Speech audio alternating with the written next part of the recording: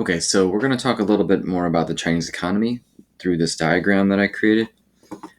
And I want you to think of it in terms of a big central national government with like maybe a strong connection to the governments of the smaller pieces, but without a lot of like decisive control. So the Chinese national government will mostly let the separate parts of the country make their own economic decisions and only try to take over or make rules if they don't like what's happening.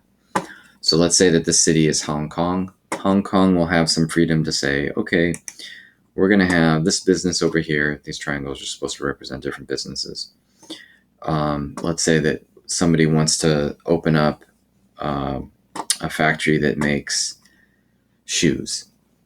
So the people who want to run the factory will go to the Hong Kong government and say, we want to build a factory. Is that okay? And the city will say, sure.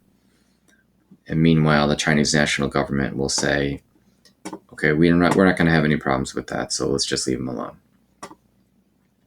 If somebody goes to Hong Kong and says, we want to make American flags, the Chinese national government might say, well, we don't think that you should be making a symbol of another country that isn't very nice to us right now. So they might say, no, you're not going to do that.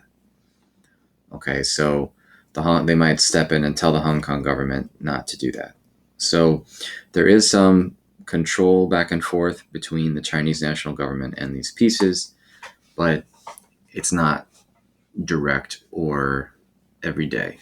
So that Hong Kong can have a successful local economy without always feeling like the Chinese national government is trying to control everything they do. Now, when the people in Hong Kong start to protest for democracy, then the Chinese national government shows up in force and helps make sure that they stop. Okay.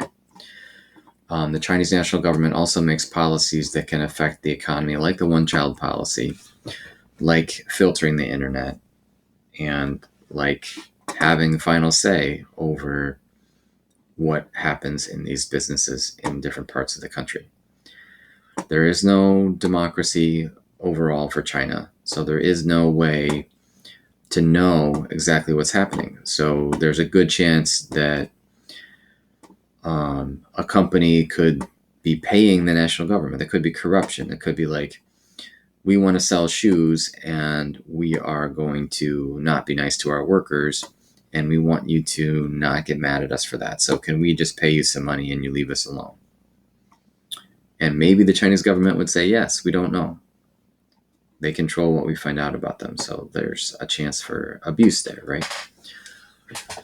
So what does this all mean? It means that we have a kind of market economy that has a dictatorship. Well, not necessarily a market, a kind of mixed economy that has like a dictatorship in charge of it that can sort of step in and control some things. Like there are state-run oil companies or mining companies, uh, and there are things that the government runs in China. And they can also like control the legal system. So there are no free and legal free courts. There's no elected officials. There's not a lot of like control over the government. There's no one that says to the president, Xi Jinping, I'm sorry, you can't do that. Okay, he just does what he wants. Okay, there are people in the government who can talk to him, but he doesn't have to talk to voters, and he can sort of do anything that he thinks is right without having to go talk to the citizens about it. Okay, which you end up with parts of China that are rich and successful, like Shanghai, and parts of China, like out in the country, away from the cities, where people are poor and people don't have access to toilets or running water. Okay, so you end up with parts of China where people are successful and parts of China where people are not. You create an inequality there, and that inequality, that difference between the rich and the poor in China, means that lots of people who live in the country want to move to the city to get a job and be successful. So, because of the way that this government and economy work together, you end up with a huge number of people. Remember, there's lots of people in China who want to get into the city and want to get a job in the city and will work at a bad job, making not a lot of money for a chance to live in the city. So you end up with always having people moving from country to city to get jobs. And that's where you get all these workers.